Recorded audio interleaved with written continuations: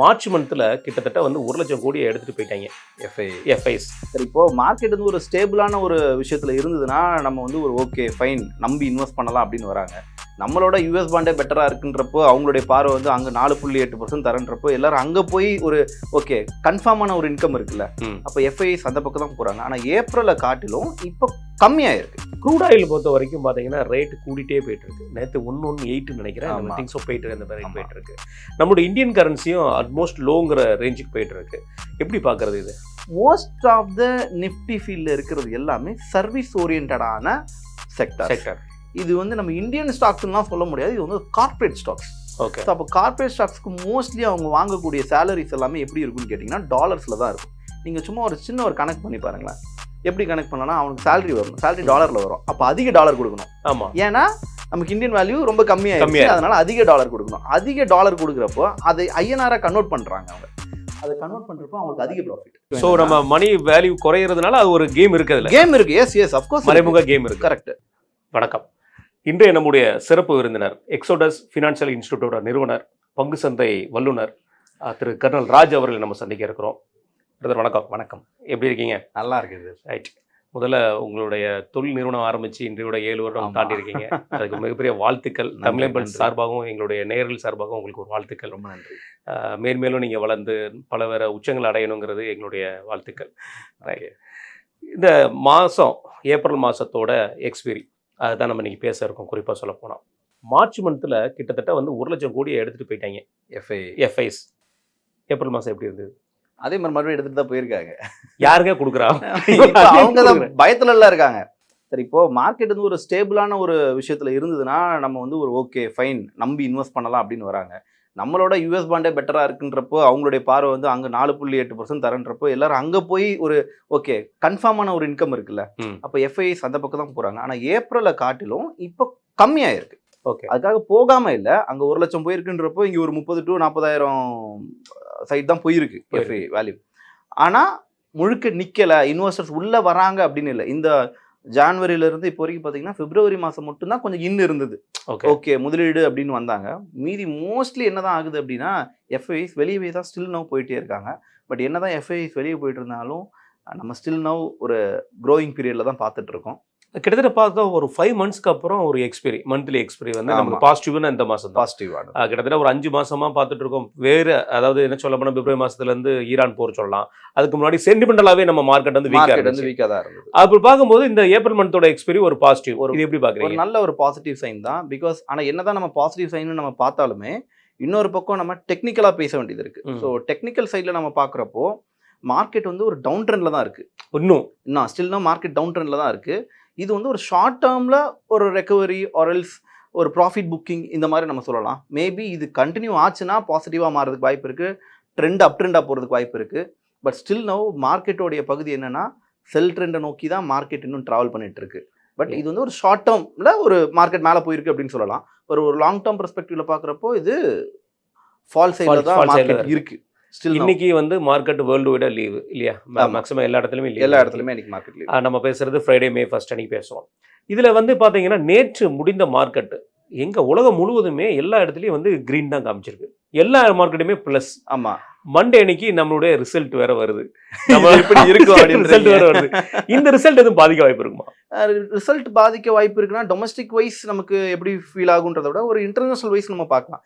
International wise still no market positive சைன்ல தான் இருக்கு. பட் மேபி அதான் சொன்னேன் இல்லையா, இப்போ பர்டிகுலர் ஏரியா வந்து ஒரு டெக்னிக்கல் வைஸ் நம்ம பார்க்குறோம்னா அது வந்து ஒரு ஸ்ட்ராங் ரெசிஸ்டன்ஸில் இருக்குது. ஓகே, அப்படின்ற மாதிரி ஒரு தோற்றத்தை கொடுத்துருக்கு. அதுவும் இல்லாமல் அங்கே ஒரு நல்ல ப்ராஃபிட் புக்கிங்ஸும் இருந்திருக்கு. சப்போஸ் இந்த ரெசிஸ்டன்ஸை பாசிட்டிவாக பிரேக் பண்ணுச்சுன்னா மார்க்கெட் கொஞ்சம் அப் ட்ரெண்டில் மூவ் ஆகிறதுக்கான வாய்ப்புகள் இருக்குது. பட் இது ஒரு நெகட்டிவ் பார்ட்டாவோ, நம்ம ட்ரம்ப்பை பற்றி தான் உங்களுக்கு தெரியுமே. பட் இப்போ எப்படி ஆயிடுச்சுன்னா முதல்லலாம் ஒரு நியூஸ் சொன்னாங்கன்னா ஒரு நல்ல ஒரு இம்பாக்ட் இருந்தது, வேல்யூ இருந்தது. ஓகே, மக்கள் மத்தியில் ஒரு பயம் இருந்து இப்போ யாரும் அது ஒரு பெரிய இம்பாக்டாவே பார்க்கறதுல அடுத்தடுத்த நியூஸுகளை தாண்டி போக ஆரம்பிச்சிட்டாங்க. இப்போ நம்ம தமிழ்நாடு சேனல் மாதிரி ஆயிடுச்சு. முதல்ல பிரேக்கிங் நியூஸ்னா ஏதோ ஒன்று இருக்குப்பா, பிரேக்கிங் நியூஸ்னா அது எதுவுமே இல்லப்பாங்கிற மாதிரி ஆயிடுச்சு இல்லையா? நீங்க எப்படி இருக்குன்னுவீங்க, அப்புறம் இல்லைன்னு எனக்கு அதுக்கு சம்மந்தமே இல்லைங்க. அப்புறம் அவரே முடிவு எடுத்துக்குவாரு, போர் முடிஞ்சிருச்சு நான் ஜெயிச்சிட்டேன் அப்படின்னு அவரே சொல்லிடுவாரு. அப்புறம் போய் காலில் விழுந்துருவாரு. இந்த கதை தான் ரெகுலரா போயிட்டு இருக்கு. ஒருவேளை நேற்று அவர் முந்தானத்தை அவர் போட்டிருந்த அந்த போட்டோவோட மகிமையினால நேற்று எல்லா இடத்துலயும் கிரீனா ஒரு போட்டோ அவரோட சோசியல் மீடியால கன் வச்சுட்டு ஒரு போட்டோ இவரு எப்படின்னா மக்களை ஏதாவது ஒரு விஷயத்துல மேனிபுலேட் பண்ணணும், ஒரு பாசிட்டிவ் சைனை கொடுக்கறதுக்கு என்னெல்லாம் பண்ண முடியும் அப்படின்னு பாக்குறாரு. அந்த பாசிட்டிவ் சைன் கொடுக்கறப்பதான் நம்ம சுதாரணமா இருந்திருக்கணும். இவர் நெகட்டிவ், இது நெகட்டிவ், ஆனா அவருக்கு ஏகோ ஒரு பாசிட்டிவ் பண்ணிட்டாரு அப்படின்னு. ஸோ இந்த மாதிரி தான் கரண்ட் சுச்சுவேஷன்ஸ் போயிட்டே இருக்கு. பட் என்னதான் இருந்தாலும் ஸ்டில் நோ மார்க்கெட் வந்து ஒரு அன்சர்டனிட்டியாவே தான் இருக்கு. ஒரு தெளிவான ஒரு முடிவு எடுக்கக்கூடிய வேலையில தான் இருக்கு. பட் அதுக்கேற்ற மாதிரி நம்மளும் பார்த்து அதை இன்வெஸ்ட் பண்றது சேஃபர் தான். ரைட். க்ரூட் ஆயில் பொறுத்த வரைக்கும் பார்த்தீங்கன்னா ரேட் கூடிட்டே போயிட்டு இருக்கு. நேற்று 118 நினைக்கிறேன் மீட்டிங்ஸோ போயிட்டு இருக்கு, அந்த ரேட் போயிட்டு இருக்கு. நம்மளோட இந்தியன் கரன்சியும் ஆல்மோஸ்ட் லோங்கிற ரேஞ்சுக்கு போயிட்டு இருக்கு. எப்படி பார்க்கறது இது? நீங்க இப்போ க்ரூட் இன்க்ரீஸ் ஆகுது, இந்தியன் கரன்சி டிக்ரீஸ் ஆகுது. இது ரெண்டுத்துக்குள்ள அப்படியே அதுக்கு காம்போசிஷனாக நம்ம பார்த்தோம்னா நிஃப்டி இன்க்ரீஸ் ஆகிட்டே போயிட்டு இருக்கு. அதுதான் ஆச்சரியமா இது நீங்கள் கவனிச்சிங்களா? இப்போ இதோடைய கம்பேரிசன் பாருங்களேன், ஒரு டிஃப்ரென்ஸான ஒரு கம்பேரிசன். ஏன்னா இதில் எல்லாருடைய பார்வையும் எப்படி இருக்குன்னா, டாலர் வந்து ஸ்ட்ராங் ஆகுது, ருப்பி வீக் ஆகுதுன்னு நம்ம பார்த்துட்டு இருக்கோம். அதை இந்த கம்பேரிட்டிவ்ல நீங்கள் பார்க்குறப்போ மோஸ்ட் ஆஃப் த நிஃப்டி ஃபீல்டில் இருக்கிறது எல்லாமே சர்வீஸ் ஓரியன்டான செக்டர். இது வந்து நம்ம இந்தியன் ஸ்டாக்ஸ்லாம் சொல்ல முடியாது, இது வந்து கார்பரேட் ஸ்டாக்ஸ். ஓகே. ஸோ அப்போ கார்பரேட் ஸ்டாக்ஸ்க்கு மோஸ்ட்லி அவங்க வாங்கக்கூடிய சேலரிஸ் எல்லாமே எப்படி இருக்குன்னு கேட்டிங்கன்னா டாலர்ஸில் தான் இருக்கும். நீங்கள் சும்மா ஒரு சின்ன ஒரு கனெக்ட் பண்ணி பாருங்களேன். எப்படி கனெக்ட் பண்ணலாம்னா, அவனுக்கு சேலரி வரும், சேலரி டாலரில் வரும், அப்போ அதிக டாலர் கொடுக்கணும். ஆமாம். ஏன்னா நமக்கு இந்தியன் வேல்யூ ரொம்ப கம்மியாக, அதனால அதிக டாலர் கொடுக்கணும். அதிக டாலர் கொடுக்குறப்போ அதை ஐஎன்ஆராக கன்வெர்ட் பண்ணுறாங்க. அவங்க அதை கன்வெர்ட் பண்ணுறப்போ அவங்களுக்கு அதிக ப்ராஃபிட். ஓகே. ஐஎன்ஆர்ல இருந்து அவங்க டாலரா கன்வெர்ட் பண்ற டாலர்ல இருந்து ஐஎன்ஆரா கன்வெர்ட் பண்றப்ப அதிக இன்கம் இருக்கும். அப்ப சர்ப்ளஸ் ஃபண்ட் வந்துரும்ல, அந்த சர்ப்ளஸ் ஃபண்டை மறுபடியும் அவங்க எங்க தான் இன்வெஸ்ட் பண்ணி ஆகணும்? மறுபடியும் மார்க்கெட்டுக்கு தான் வருது. ஸோ இதுவே ஒரு பெரிய பாசிட்டிவ் பாயிண்டா இருக்கு. ரெண்டாவது விஷயம், ஸோ நம்ம மணி வேல்யூ குறையிறதுனால அது ஒரு கேம் இருக்கு, கேம் இருக்கு. எஸ் அஃப்கோர்ஸ் மறைமுக கேம் இருக்கு. கரெக்ட். இப்போ ரெண்டாவது பாயிண்ட்டும் நம்ம பார்க்கணும். என்னன்னா இந்த நிஃப்டி செக்டார்ல நீங்க பாக்குறீங்க அப்படின்னா இதோடைய growth 80% வரைக்கும் இருக்கக்கூடிய ஸ்டாக்ஸ் எதுவுமே குரூடால பாதிக்கப்படாத stocks. Okay, right. ID sectors எல்லாமே குரூடுக்கும் அதுக்கும் சம்மந்தம் கிடையாது, அது பாட்டு ரன்னிங்ல தான் இருக்கு. ஸோ ஒரு 10 to 15% ஆஃப் ஸ்டாக்ஸ் மட்டும் தான் குரூடை பேஸ் பண்ணி இருக்கக்கூடியது. அது பெரிய இம்பாக்ட் கிடையாது, ஒரு மைனர் இம்பாக்ட். ஸோ அப்படி இருக்கிற பட்சத்தில் ஒரு 20 ஸ்டாக்ஸ் டு 25 ஸ்டாக்ஸுக்கு சம்மந்தமே கிடையாது. அப்போ சம்மந்தம் இல்லாதனால இது பெர்ஃபார்ம் பண்ணிட்டே தான் இருக்க போகுது. ஸோ இதோடைய டிஃபரன்ஷியேட் பார்க்குறப்போ பாசிட்டிவ்ல தான் இருக்கும். அதனால இதுக்கும் அதுக்கும் சம்மந்தம் இல்லை, தைரியமா நம்ம உள்ள இருக்கலாம். அதனால தான் டிஐஸ் நிறைய அளவு பெரிய அளவுல இன்வெஸ்ட்மெண்ட் பண்றாங்க தைரியமா. எஃப்ஐ வெளியே போனாலும் நம்ம டிஐ சப்போர்ட் நமக்கு இருந்துட்டே பயங்கர சப்போர்ட் இருக்கு. அது ஆச்சரியமா இருக்கு. இதுல ஏன் கேட்க வரேன்னா, அந்த ஆர்பிஐயோட இன்ட்ரெஸ்ட் கட் இல்ல, ஃபெட்டோட இன்ட்ரெஸ்ட் கட்டும் இல்ல. அப்படி பாத்தீங்கன்னா எஸ்எம்பியும் இன்ட்ரெஸ்ட் கட் எதுவுமே போடாம இருக்காங்க. ஆனா இந்த நேரத்திலயும் பாத்தீங்கன்னா பையர்ஸ் வந்து ஸ்ட்ராங்கா உள்ள வராங்க. இது எப்படி பாக்க? பையர்ஸ் ஸ்ட்ராங்கா வரான்னா நமக்கு இன்ட்ரெஸ்ட் கட்டே இல்லாம கம்பெனி ஒரு பிரைஸ் வந்து நல்ல பாசிட்டிவ் சைன்லேயே இருக்க முடியும். ஜிடிபி growth இருக்கு, கார்பரேட் growth இருக்கு, ஜியோபொலிட்டிக்கல் டென்ஷன் ஸ்மூத்தா இருந்ததுன்னா growth இருந்திருக்கும். ரைட். ஸ்மூத்தா இருந்ததுன்னா அப்போ இந்த 4 பெர்ஸ்பெக்டிவ்ல பார்த்தோம்னா நமக்கு ஜியோபொலிட்டிக்கல் டென்ஷன் ஆல்ரெடி பிரச்சனையில் இருக்கு. ஆமா, கேட்கவே வேணாம். அப்போ அது வந்து ஒரு நெகட்டிவ் பார்ட் தான். ஆனா இது நெகட்டிவ் பார்ட்டாவே இருந்தாலும் ஜிடிபியோட growth டெவலப்மெண்ட்ல இருக்குல்ல. ஸோ அப்போ லாஸ்ட் 5 இயர்ஸை கம்பேர் பண்றப்போ ஜிடிபியோட growth நல்லாவே இருக்கு, கார்பரேட்டோட growthம் நல்லா இருக்கு. அப்போ நம்ம ஜிடிபி வந்து ஆல்மோஸ்ட் 7.5 இருக்கு. இன்ட்ரெஸ்ட் ரேட் கட் பண்ணல, பெரிய அளவில் இன்ட்ரெஸ்ட்டும் காட்டல. அப்போ சேம் லெவல்லே தானே இருக்கும் நம்ம. ஆமா, அதே லெவல்ல. மற்ற ரெவென்யூ growth இருக்கிறதுனால மட்டுமே கூட ஸ்டாக்ஸ் இண்டெக்ஸ் சைட்ல இருந்து ஒரு பாசிட்டிவ் சைனை நம்மளால பார்க்க முடியும். ஸோ மார்க்கெட் growthக்கு மற்ற இடங்கள் பிரச்சனைகளா இருந்தாலும் இந்த 4 விஷயங்கள் போதுமானது மார்க்கெட்டை நெக்ஸ்ட் லெவல் கொண்டு போறது, டெவலப் பண்ண முடியும். ரைட். ஐடி செக்டர் பார்த்தா திடீர்னு சடன் growth. என்னங்க சடன் growth இருக்கு, அப்புறம் அதில் போட்டுடலாமா, பணத்தை போட்டுடலாமா அப்படிங்கிற மாதிரி ஒரு எண்ணம் இருந்துகிட்டே இருக்கு. ஆனால் எப்பவுமே தெரியும் அது சாஃப்ட்வேர் இல்லை, ஹார்ட்வேர் தான். பிரிச்சிரும், வேற பிரிக்கிறவங்க தான் இவங்களை நம்பலாமா வேண்டாமான்னு ஒரு மைண்ட் செட் போயிட்டே இருக்கு. இந்த சடன் growth எப்படி பார்க்குறது? இந்த இப்போ ரீசன்ட் டைமில் ஐடி செக்டார் வந்து சடன் ஒரு 1 week 2 weeks growth தான் நம்ம பார்க்குறோம். தவிர ஓவரால் பார்க்குறப்ப இது ஒரு ஃபாலில் தான் இருக்கு. ஏன்னா ஐடி செக்டார்ஸை பொறுத்த வரைக்கும் மக்கள் நம்பி உள்ள இருக்க முடியல. இன்னொரு பக்கம் ஏஐயோட இம்பாக்ட் அதிகமாக, ரெண்டாவது ஏஐ இம்பாக்ட் அதிகமாக இருக்கிறதுனால நிறைய செல் ஆஃப் நடக்குது. இவங்களால இன்னும் ஸ்டெபிலிட்டிக்குள்ள வரதுக்கு ட்ரை பண்ணிட்டு தான் இருக்காங்களே தவிர இன்னும் முழு மூச்சா உள்ள இறங்கல. ஏன்னா பிகாஸ் அவங்க இருக்கிறது ட்ரெடிஷ்னல் வேல இருக்காங்க ஆல்ரெடி.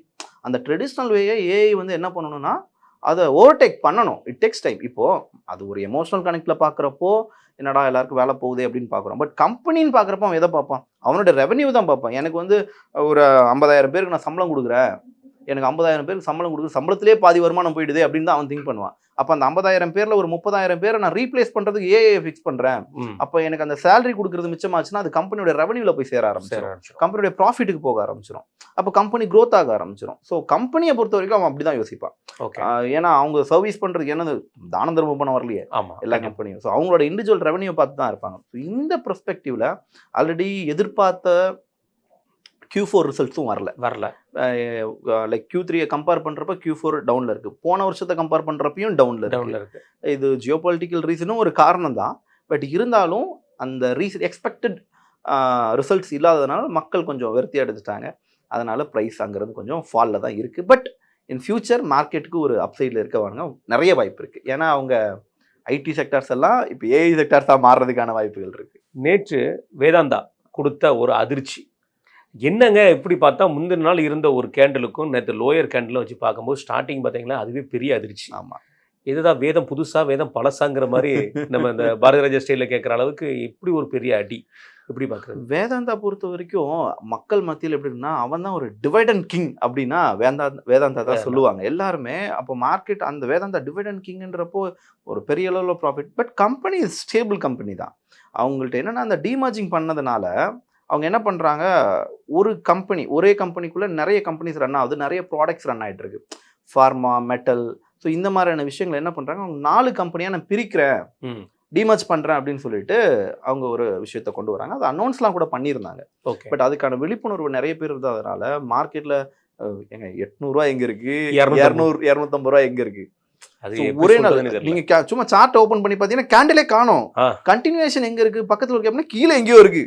அது அப்பு அபுர் சதர்ல பாக்குற மாதிரி அப்பு பாதி கொடுத்திருக்க மீதி எங்கடாங்கிற மாதிரி கீழே இருக்கு. ஸோ அந்த மாதிரி ஒரு நெகட்டிவ் பெர்ஸ்பெக்டிவ். பட் அதுக்காக இது வந்து ஒரு கிராஷ்ன்னு நம்ம முடிவு பண்ண முடியாது. எல்லாரும் ஆனால் கிராஷாக பார்க்குறாங்க, இதை ஒரு 60% 70% கிராஷாக பார்க்குறாங்க. பட் அதை கிராஷ்ன்னு பார்க்காம இது ஒரு பாசிட்டிவ் சைனாகவே பார்க்க முடியும். ஏன்னா அவங்க இப்போ 4 கம்பெனியை பிரிக்கணுன்றப்ப அதுக்கான ஷேர்ஸாக நாங்கள் கொடுக்குறோம்.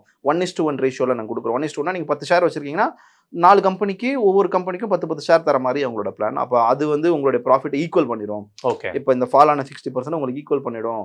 அதுக்கு நாங்கள் ப்ரைஸ் வச்சுருக்கோம். இந்த மாதிரியான கண்டிஷன்ஸ் இருக்குது. இதுக்கு முன்னாடி இந்த மாதிரி நடந்திருக்கு. But not in this particular stock, some other stocks நடந்திருக்கு. பட் நல்லா புரிஞ்சுக்கணும், இது ஸ்பிளிட்டிங் கிடையாது. ஓகே, இது ஸ்பிளிட்டிங் கிடையாது, டீமர்ஜிங். அதனால இது கிராஷ் கிடையாது. இது வந்து உடனே திருப்பி எந்திரிச்சா சடன் ஹைக் இருக்குமா? அவ்வளோ பெருசுக்கு ஹைப் இருக்குமான்னு தெரியல. ஏன்னா எங்க 800 எங்க இருக்கு, அதுதான் மேபி இங்கிருந்து ஏறதுக்கான வாய்ப்புகள் இருக்கே தவிர.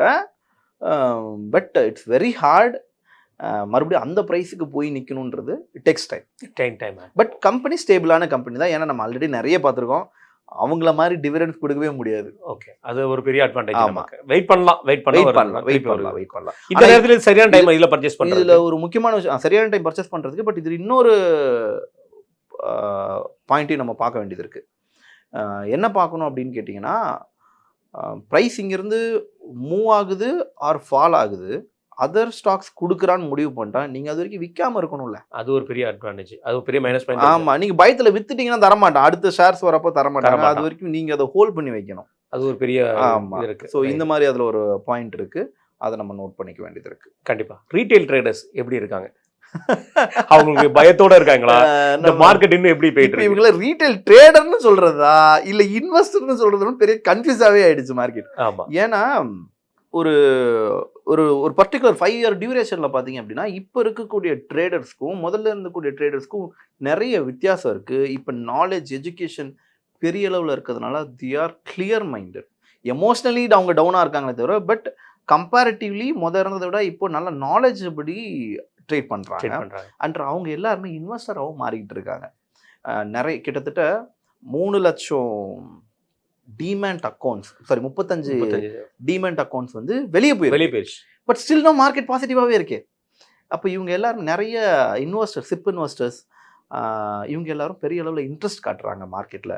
இப்போது சிம்பிளாக பார்ப்போமே, ஒரு லாஸ்ட் 5 வருஷமாக தான் நீங்கள் சிப்புன்னு கேள்விப்பட்டீங்க. ஒரு வார்த்தை இந்த லாஸ்ட் 5 வருஷமாக தான் கேள்விப்படுறீங்க. அப்போது மற்ற இதில் இன்ஃப்ளூயன்சர்ஸ் நம்மள மாதிரி ஆளுங்களும் சொல்லிக்கலாம், பெரிய அளவுல பங்கு இருக்கு. மார்க்கெட் இந்த அளவுக்கு எஜுகேஷனை கொடுத்தது. எஜுகேஷன் சும்மா ஏதோ நடந்ததுன்னு இல்லாம இதுக்குள்ள என்ன நடந்துச்சு, இது எப்படி பண்ணணும் அப்படின்னு ஏகப்பட்ட பேர் எஸ்ஐபி பத்தி பேசுறதுனால 10 ரூபாய்க்கு எஸ்ஐபி பண்ண முடியுது. அது ஒரு அட்வான்டேஜ் அது. அப்போ நிறைய இன்வெஸ்டர்ஸ் உள்ள வந்துகிட்டே இருக்காங்க. ஸோ ட்ரேடர்ஸ் அப்படின்னு பாக்குறப்போ இவங்க அதை தான் நான் சொன்னேன். இப்போ இவங்க எல்லாம் ட்ரேடர்ஸா இன்வெஸ்டர்ஸ் தான் பிரிக்க வேண்டியது இருக்கு. இப்போ ட்ரேடர்ஸுமே எதுல அதிகமா ஆர்வம் காட்ட ஆரம்பிச்சிட்டாங்க அப்படின்னா டேட்டா படி மியூச்சுவல் ஃபண்ட்ஸ்ல அதிகமா இன்ட்ரெஸ்ட் காட்டுறாங்க. ஓகே, என்னடா இது 5 வருஷமா ட்ரேட் பண்றோம் ஒன்றும் வரல, மியூச்சுவல் ஃபண்ட்ல போட்டிருந்தாலும் ஏதாவது வருமே அப்படின்னு அதுல ஒரு பார்வை காட்டுறாங்க. இன்னொரு பக்கம் மார்க்கெட் ஃபால் ஆயிருக்கு, பெரிய அளவுல மார்க்கெட் ஒரு ஃபால், இங்கிருந்து மார்க்கெட் மேபி ஒரு பூமாக வாய்ப்பு இருக்கு அப்படின்ற ஒரு பார்வையிலையும் ட்ரேடர்ஸ் இன்வெஸ்டரா மாறிக்கிட்டு இருக்காங்க. ஓகே, அது ஒரு மிகப்பெரிய ஒரு அட்வான்டேஜ். ஆமா, ரைட். இந்த மாதிரி சர்ச் சம்மந்தப்பட்ட விஷயங்கள்ல நான் நல்லா கற்றுக்கணும் அப்படிங்கிற மாதிரி இருந்து நீங்கள் கற்றுக்கிட விரும்பினீங்கன்னா எக்ஸோடெக்ஸ் இன்ஸ்டியூட்டுக்கு வாங்க. இவங்க 7 வருஷம் எக்ஸ்பீரியன்ஸ் இருக்குது உங்களுக்கு. நீங்கள் பார்த்துருப்பீங்க, இவரோட ஸ்பீச்சில் பார்த்துருப்பீங்க. ஒரு தெளிவான நீங்கள் விஷயங்களை கற்றுக்கிட முடியும். கற்றுக்கிட்டு நீங்கள் மார்க்கெட்டில் இறங்கினீங்கன்னா அப்புறம் மார்க்கெட் ஏன் ஃபால் ஆச்சு, மார்க்கெட் ஏன் ரைஸ் ஆச்சு, ட்ரம்ப் தான் காரணமா இல்லை நம்ம காரணமாங்கிறது புரிஞ்சிட முடியும்.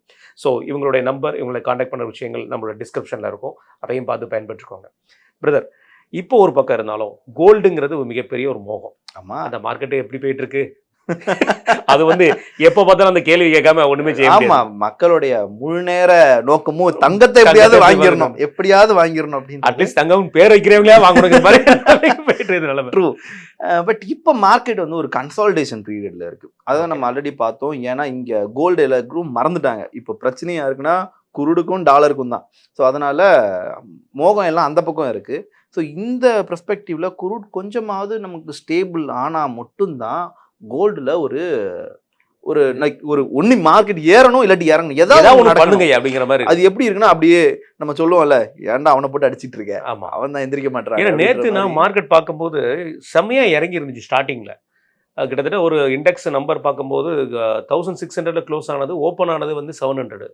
ஆனால் பார்த்தீங்கன்னா மத்தியான நேரத்துக்குள்ள பார்த்தா அந்த இண்டெக்ஸ் 1900 வரைக்கும் பேருக்கு மார்க்கெட்ல கோல்டு அவ்வளோ இடத்துக்கு விழுந்திருக்கு. ரைட், இன்னைக்குமே ரேட் விழுந்துருச்சுன்னு சொன்னாங்க. 400 வரைக்கும் விழுந்து. ஓவரால் எப்படி இருக்குன்னு பார்த்தீங்கன்னா இந்த வாரம் ஏறுச்சுன்னா அடுத்த வாரம் இறங்குது, இந்த வாரம் இறங்குச்சுன்னா அடுத்த வாரம் ஏறுது. ஸோ இந்த மாதிரி மார்க்கெட் ஒரு பர்டிகுலர் ஆவரேஜ் லெவல்லே தான் டிராவல் ஆகிட்டு இருக்கே தவிர அதை பிரேக் பண்ணி மார்க்கெட் இன்னும் போகல. பிகாஸ் ஏன்னா மார்க்கெட் அதில் நம்ம ஒரு டெக்னிக்கல் ஜோன்ல பார்த்தோம்னா பையர்ஸ் அண்ட் செல்லர்ஸ் 2 பேருமே சேம் லெவலில் இன்ட்ரெஸ்ட் காட்டிட்டு இருக்காங்க. ஒன்று யாராவது ஒருத்தங்க டாமினேட் பண்ணணும், ஒன்று செல்லர்ஸ் டாமினேட் பண்ணணும், இல்லாட்டி பையர்ஸ் டாமினேட் பண்ணணும். இவங்க விட்டதை அவங்க பிடிக்கிறாங்க, அவங்க விட்டதை இவங்க பிடிக்கிறாங்க. இந்த மாதிரி மார்க்கெட் மேலேயும் போகாமல் கீழேயும் வராமல் ஒரு பர்டிகுலர் ஒரு ஜோன்லேயே தான் ட்ராவல் பண்ணிட்டு இருக்கு. இந்த ஜோனை பிரேக் பண்ணணும். இதில் நம்ம நிறைய விஷயங்கள் பேசினாலுமே இந்த இன்வெஸ்டர்ஸ் அண்ட் ட்ரேடர்ஸோடைய பங்குகளில் டெக்னிக்கல் அப்படின்ற அந்த ஃபேக்ட் ரொம்ப பெரிய இம்பாக்டை ஜென்ரேட் பண்ணிட்டே இருக்கு. கண்டிப்பாக. ஏன்னா இது சென்டிமெண்டல் நியூஸ்ன்றது ஜஸ்ட் அந்த டைத்துக்கு ஆனது, அந்த ஒரு நாளோ 2 நாளோ தான் அந்த மார்க்கெட்டை இம்பாக்ட் பண்ணிட்டு உட்காந்துருக்குமே தவிர அது ஒரு பெரிய அளவில் மார்க்கெட்டுடைய ஃபண்டமெண்டலையோ டெக்னிக்கலையோ அஃபெக்ட் பண்ணாது. கண்டிப்பாக. பவர் இண்டஸ்ட்ரி, இன்ஃப்ராஸ்ட்ரக்சர் எப்படி போயிட்டு இருக்கு மார்க்கெட்டு? ரொம்ப பார்த்தா கவலைக்கிடமா சில இடங்கள்லாம் தெரியுது, சில இடங்கள் கொஞ்சம் பயங்கரமா இருக்கு. துசோர்லாம் பாத்தீங்கன்னா போயிட்டா அப்படின்னு நினைச்சா ஏறி 44% நல்ல ரிட்டர்ன் கொடுத்துருக்காங்க. ஏன்னா இப்போ இருக்கிற யூனியன் பட்ஜெட் சுமார் 12 லட்சம் கோடிகள் இன்ஃப்ராக்கு ஒதுக்கியிருக்காங்க. ஸோ அப்போ ஒரு 2030 அந்த பீரியட்குள்ள பார்த்தோம்னா நல்ல ஒரு டெவலப்மெண்ட் இருக்குன்றது மக்கள் மத்தியில இவ்வளவு பெரிய ஃபண்ட் ஒதுக்கியிருக்காங்கன்னா அப்போ எதுக்கு ஒதுக்கியிருக்காங்க? டெவலப்மெண்ட் பண்ணணும் தானே. அப்போ மக்களுடைய எண்ணமும் எப்படி இருக்குன்னா ஆட்டோமேட்டிக்கா இப்போ இன்ஃப்ராஸ்ட்ரக்சர் மேல போகலாம், பவர் இண்டஸ்ட்ரீஸ் மேலே போகலாம் இப்படின்றது ஒரு பெரிய தாக்கமாக இருக்குது. அதே மாதிரி தான் நம்ம இதுக்கு முன்னாடிலாம் நம்ம பார்த்துருப்போம். இப்போ ஃபார் எக்ஸாம்பிள் மும்பையோட இன்ஃப்ராஸ்ட்ரக்சர்லாம் டெவலப் பண்ணுறப்ப 24/7 ரயில்வேஸ் ரன் ஆகுது அப்படின்றது டோட்டலி அப்போ அந்த பர்டிகுலர் டைமில் எல்லா இன்ஃப்ராஸ்ட்ரக்சருமே நல்ல டெவலப்மெண்ட். ஹைவேஸ்லாம் இல்லாத காலத்தில் ஹைவேஸ்லாம் வரப்போ பார்த்தோம் அப்படின்னா இந்த 2003, 2004 அந்த ரேஞ்சில் நீங்கள் பார்த்தீங்க அப்படின்னா ஹைவேஸ்லாம் நல்ல டெவலப்மெண்ட். அப்போது க்ரோத்துமே ஒரு இன்ஃப்ராஸ்ட்ரக்சர் மேலே இன்வெஸ்ட் பண்ண க்ரோத் நல்லா இருந்தது. அதே மாதிரி இப்போ ஓகே அப்போ அங்கே என்ன க்ரோத் இருந்ததோ சேம் க்ரோத்தை நம்ம எங்களால் பார்க்க முடியுது இப்போ. ஓகே, ஏன்னா நம்ம அப்போ நீங்கள் பார்க்குறப்ப அங்கே ஒரு க்ரோத் இருந்திருக்கும். அதுக்கப்புறம் ஒரு சுனாமி வந்தது 2004. அப்போது ஒரு நல்ல ஒரு ஃபால் இருந்தது. ஸோ சேம் த வே இப்போ இங்கே நீங்கள் பார்க்குறப்பையும் சேம் த மார்க்கெட் இன்ஃப்ராஸ்ட்ரக்சர் மேலே இப்போ முழு நம்பிக்கையாக இறங்கிட்டு இருக்காங்க. ஸோ ஒரு 2030 ஒரு நல்ல ரேலி, ஃபாஸ்ட் ரேலி இருக்கிறதுக்கான வாய்ப்புகள் நிறைய இருக்குது. நம்ம ஏன்னா மார்க்கெட்டில் ஆல்ரெடி பார்த்துட்டு இருக்கோம். இடையிலேருந்து சுனாமி வராமல் இருக்கணும். ஆமாம், புதுசாக இந்த சுனாமி இறக்காமலும் இருக்கணும், அது வேற பிரச்சனை இருக்கு. ரைட், இறுதி என்னோட கேள்வி, அதாவது ஒன்று மார்க்கெட் அடுத்த மாதம் எப்படி இருக்குங்கிறத நம்ம ஒரு ப்ரெடிக்ஷனாக பேசணும். முதல் கேள்வி என்னன்னா, நியூசிலாண்டோட deal and also Denmark deal, இந்த மாதிரி பார்த்தீங்கன்னா அதுக்கப்புறம் தென்கொரியா, சவுத் கொரியாவோட டீல், இது எல்லாமே பார்த்தீங்கன்னா யங்ஸ்டர்ஸ் மத்தியில் ஒரு பெரிய லெவலில் ஒரு ஹெல்பிங் டெண்டன்சி சொல்ல முடியாது, யங்ஸ்டர்ஸோட க்ரோத்துக்காக உண்டானப்பட்ட டீல். இதில் அக்ரிகல்ச்சர் சம்மந்தப்பட்டதாகட்டும், பல இண்டஸ்ட்ரீஸ் சொல்ல போனால் வந்து பார்த்தீங்கன்னா ஏஐக்கு வந்து பயங்கர மோகம் கொடுத்துருக்காங்க, அக்ரிகல்ச்சர் பயங்கர லெவலில் பேசப்பட்டிருக்கு. இந்த டீல்னால எந்த மாதிரி மார்க்கெட்டில் இம்பாக்ட் இருக்கும்? நம்ம மெயினாக இந்த ரெண்டு பேர் எடுத்துக்கலாம். ஒன்று வந்து நியூசிலாந்து, இன்னொன்று வந்து கொரியா. ஸோ இந்த 2 பேரையுமே எடுத்துக்கிட்டோம் அப்படின்னா, ஒன்றில் எம்ஓயு, ஒன்று எஃப்டிஏ. ஸோ இந்த 2ஓட இம்பேக்ட்டு நம்மளுக்கு பெரிய அளவில் பாசிட்டிவ் சைனாக அமையும். ஏன் பாசிட்டிவ் சைன் சொல்கிறேன்னா, இப்போ நம்ம சைனாவுக்கு நம்ம நார்மலாக எல்லா ப்ராடக்ட்னு எடுத்தால் இந்தியா ப்ராடக்டாக சைனா ப்ராடக்டான்ற மாதிரி வந்துருச்சு இப்போ. ஆமாம், மார்க்கெட்டில் 2 பேர் தான். ஆமாம், அப்போது இந்தியாவா சைனாவான்னு பார்க்குறப்போ மெயின் இம்பேக்ட் வந்து லெதரில் ஆரம்பிக்குது, ஃபார் பர்டிகுலர் நியூசிலாந்து. இப்போ நம்மளுடைய எக்ஸ்போர்ட்லாம் பார்த்தோம் அப்படின்னா, நம்ம ஒரு ஷூ கொடுக்குறோன்னா சைனாவை விட நமக்கு வந்து கிட்டத்தட்ட 500 ரூபா அதிகம் வருது. ஆமாம், ஒரு நல்ல ஒரு லக்ஸரி ஒரு குவாலிட்டியான ஒரு ஷூ வந்து 500 ருபீஸ் அதிகம் வருது. நமக்கு 500 ரூபா தான் அப்படின்னு இருக்குது. பட் பையர் ஒரு பொருளுக்கு 500 ரூபானா அவங்க லாட்டாக வாங்குறப்போ அவனுக்கு கால்குலேஷன் என்ன வருது? அப்போது என்ன பண்ணுறாங்க, இந்த பர்டிகுலர் திங் இந்தியாவோட மார்க்கெட்டை பூம் பண்ணுது. ஏன்னா கம்பேரிட்டிவ்லி சைனாவை விட இந்தியா சைடில் இருக்கக்கூடிய லெதர் குவாலிட்டி நல்லா இருக்குது. ஆமாம், நம்பர் 1. அப்போது நம்பர் 1 குவாலிட்டிஸ் இங்கேருந்து மூவ் ஆகுறதுனால அவங்களுடைய பெர்ஸ்பெக்டிவ் இப்போ ஓகே, லெதர் சைடில் அதிகமாக இருக்குது. தென் நியூசிலாந்து சைடு பார்த்தோன்னா லெதர், ஃபார்மா, ஸோ இந்த மாதிரியான பர்டிகுலர் விஷயங்களில் நல்ல ஒரு பூமிங் இருக்கும். அப்படியே இது வந்து இந்த பக்கம் வந்துருச்சா, இது வந்து லைக் கூட்ஸு, கிளாத்ஸு இந்த சைடில் வந்துட்டாங்க. அப்படியே நீங்கள் தூக்கி சவுத் கொரியாவில் வச்சிங்கன்னா அங்கே அப்படியே டோட்டல் ஈவி எல்லாமே இந்த மாதிரியான ஆக்டிவிட்டீஸில் பெரிய அளவில் வரவேற்பு இருக்குது. ஸோ ரெண்டுமே குறைஞ்சது கிடையாது, நல்ல ஒரு டெவலப்மெண்ட் எதிர்காலத்தில் இருக்குன்றதுக்கு இதெல்லாம் வந்து ஒரு பாசிட்டிவ் சைன். அண்ட் இந்தியாவுக்கு ஏராளமான இன்வெஸ்டர்ஸ் இந்த மாதிரியான ஒரு நோக்கத்தோடு உள்ளே வராங்க. நிறைய கம்பெனிஸ் வந்து சைன் ஆகிட்டே இருக்குது. ஆமாம், டெவலப்மெண்ட்டை நோக்கி நம்ம போகிறோம். இப்போ எப்படி ஆயிடுச்சுன்னா, ஈவன் நியூசிலாந்து கூட 500 பில்லியனுக்கு வந்து நம்ம அக்ரிமெண்ட் போட்டிருக்காங்க இன்ஃப்ராஸ்ட்ரக்சர் பிஸ்னஸ் தொடங்குறதுக்கு. தனி ஒரு சிட்டி உருவாக்குறதுக்கு சவுத் கொரியா அக்ரிமெண்ட் போட்டிருக்காங்க. அவங்களுடைய கொரியன் சிட்டின்னு ஒரு இடம் இருக்குது சவுத் கொரியாவில், சியோலில். அது பார்த்தீங்கன்னா அது கம்பேர் பண்ணும்போது ஒரு தனி சிட்டி வந்துச்சுன்னா அது மிகப்பெரிய அட்வான்டேஜாக இருக்கும். அடுத்து யார் இங்க முதல்வராக வர போறாங்கன்னு தெரியல, யாரு தமிழ்நாட்டிலேயே அல்ல இந்திய அளவில் யார் கொத்திட்டு போறாங்க, அது யார் கொத்திட்டு போறான்னு தெரியல. அது மிகப்பெரிய ஒரு அட்வான்டேஜ். இது மூலமா நிறைய இன்வெஸ்டர்ஸை காட்டுது. இப்போ ஃபார் எக்ஸாம்பிள் இவ்வளோ வார் நடந்தும் இவ்வளோ பிரச்சனைகள் இருந்தும் India is still positive sign. ஆமா, அப்போ எல்லா இன்வெஸ்டரும் என்னடா, அப்போ பிரச்சனைக்கு இருக்கக்கூடிய எல்லா நாடுகளும் இந்தியாவை நோக்கி தான் படையெடுத்து வராங்க. நான் பேசாமல் அங்கேயே போயிடலாம், அங்கேயே பிஸ்னஸ் பண்ணலாம், அங்கேயே கம்பெனி ஸ்டார்ட் பண்ணலாம் அப்படின்னு நிறைய இன்வெஸ்டர்ஸ் இப்போ படையெடுத்து வந்துட்டு இருக்காங்க. அவங்களுக்கான நிறைய இடங்கள் லைக் அதாவது பஞ்சாப் மாதிரியான இடங்கள்ல கூட நாங்க வந்து இண்டஸ்ட்ரிக்கு ஓப்பன் பண்றது தயார் அப்படிங்கிற மாதிரி சில செக்டார் பேச ஆரம்பிச்சிட்டாங்க. ஏன்னா நம்மளுடைய பாகிஸ்தானோட பார்டர் பஞ்சாப் மிகப்பெரிய செக்யூரிட்டி த்ரெட் இருந்த ஒரு இடங்கிற பேசப்பட்டு இருந்த இடங்கள்ல கூட நான் இன்னைக்கு இண்டஸ்ட்ரி ஓப்பன் பண்ண தயார். நம்ம மேல அந்த செக்யூரிட்டி த்ரெட்டுங்கிறது நம்ம கண்ட்ரிக்கே இல்லைங்கிறது கன்ஃபர்மேஷன். இப்போ நீங்க பாகிஸ்தான் சொன்னதுன்னு தான் ஒரு ஞாபகம் வருது. அந்த நாட்டில் இருந்து அவங்களுடைய சீஃப் என்ன சொல்லியிருக்காரு அப்படின்னா, எங்ககிட்ட ஒரு நாளைக்கு கூட ஒரு நாள் நெக்ஸ்ட் டேக்கு கூட எங்கள்கிட்ட என்ன இல்லை, ரிசர்வ் இல்லை, பெட்ரோல் ரிசர்வ் இல்லை, ஃபியூல் ரிசர்வ் கிடையாது. ஆனால் இந்தியா மாதிரியான நாடுகள் ஒரு சைனில் அவங்களால பண்ண முடியுது அப்படின்னு சொல்கிறப்போ அது நம்மளுக்கு ரொம்ப பெருமையாக தானே இருக்குது. ஆமாம், கண்டிப்பாக. நெக்ஸ்ட் மந்த் ப்ரெடிக்ஷன் எப்படி இருக்கும்? Next month prediction technical wise market வந்து ஒரு 50% ரீச் பண்ணிவிட்டு அந்த ஏரியா விட்டு தாண்டாமலே இருக்குது.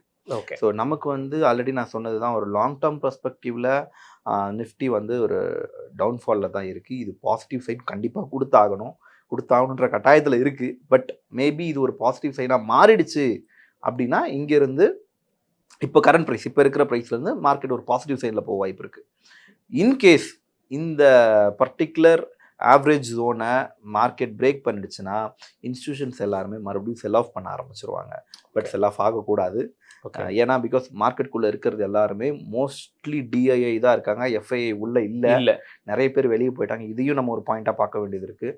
ஸோ இப்போ மார்க்கெட் வந்து முடிஞ்ச அளவுக்கு பாசிட்டிவ் சைனில் இருக்கணும் அப்படின்றது தான் எல்லாரோட எதிர்பார்ப்பு. இன்கேஸ் இங்கேருந்து ரிஜெக்ட் ஆகிடுச்சுன்னா மார்க்கெட் மறுபடியும் டவுன் ட்ரெண்டை நோக்கி போகிறதுக்கு நிறைய வாய்ப்புகள் இருக்குது. கண்டிப்பாக. மிக்க நன்றி உங்கள் நேரத்தையும் கருத்தை. தேங்க்யூ.